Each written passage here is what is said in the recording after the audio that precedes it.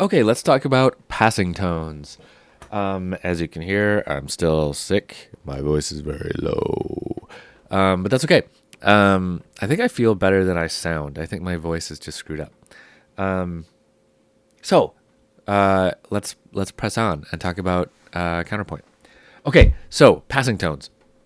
So a passing tone is what we call a non-chord tone that we step through. So we just talked about how whenever we have these non-chord tones, we have to approach them by a step and leave them by a step, just like this. B to A to G. So there's a step there and a step there. These are called passing tones because we just pass right through them. So I have a new counterpoint up here, cantus firmus on the bottom, and a counterpoint on the top. So I just want to go through and label everything again. So let's start with our intervals. So here we have an 8. And another 8. Now, does this work? This actually does not work. This is wrong because what do I have? I have 2 8s in a row. That's technically speaking parallel octaves because it's an octave 2 in a row. It's the same note, but that actually doesn't work. Here's a way around it. Boom, check that out. We can actually, this is kind of a footnote of a rule in second species counterpoint, but we can actually start with a half rest. You can get away with that at the beginning. There's another one that I'm going to do over here where we can end with a whole note on the second to last measure. We almost always end with a whole note on the last measure. I think we have to end on a whole note in the last measure. But in the second to last measure, if it's a leading tone leading up to tonic, which it is here, we can stay on a whole note for that whole bar. Those are 2 rhythm exceptions. So let's avoid the parallel octave by getting rid of that note. So now we have an octave between here and here. Now let's move on. Okay, G to B. That is a third, right? And G to A. That is a second, but that's okay because we're passing right through it. And now we have E to G, which is another third, and that's okay.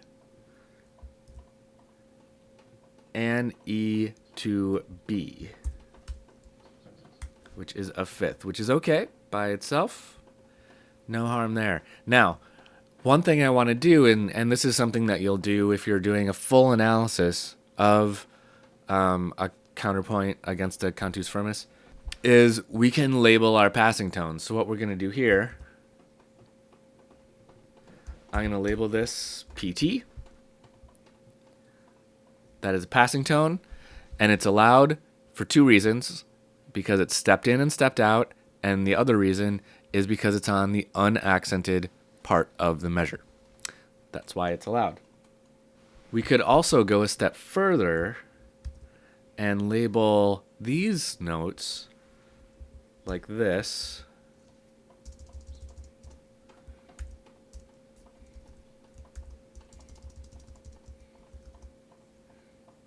Let's maybe put it in parentheses here.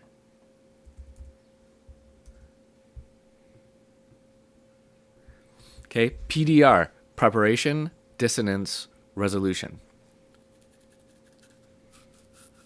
Right, so you don't always label those, but you can. Sometimes you'll have to, depending on like if you're doing some assignment. But so passing tone, preparation, dissonance, resolution. Okay, let's keep going. We get up to an A and a C here.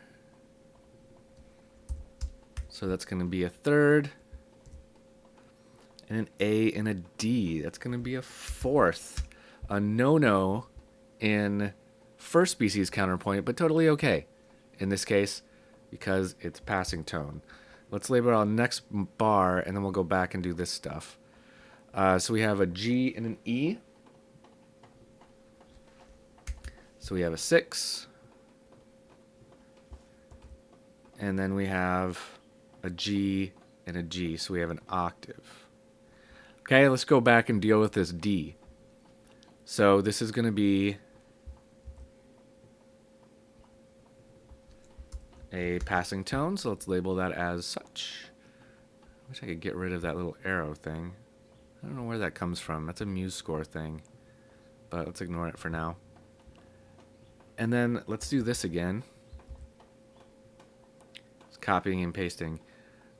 Preparation, dissonance, resolution. Works, right? That D has to be on the second half of the measure, or else it doesn't work. If you had something that looked like this, where you had preparation, dissonance, resolution, and the dissonance was on the downbeat, no good.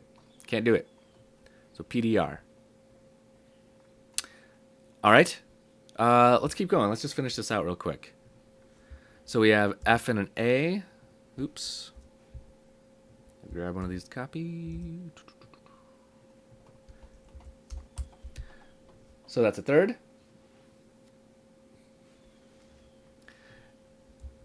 And then we have an F and an F, and that's an octave. And then we have an E and a G. So that's a third. And then we have an E and an A. That's a fourth, which is allowed. Let's just finish this out. We have a D and a B. So that's a 6.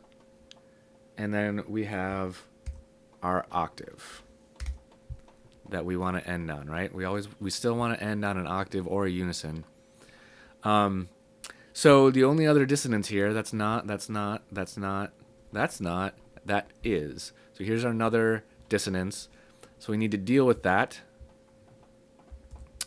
That is a passing tone, and let's put all of this stuff on it as well. Preparation, dissonance, resolution. There we go.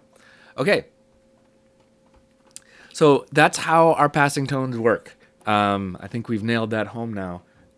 There are more types of things we can label, though, in here. Let's look at consonant skips and leaps next.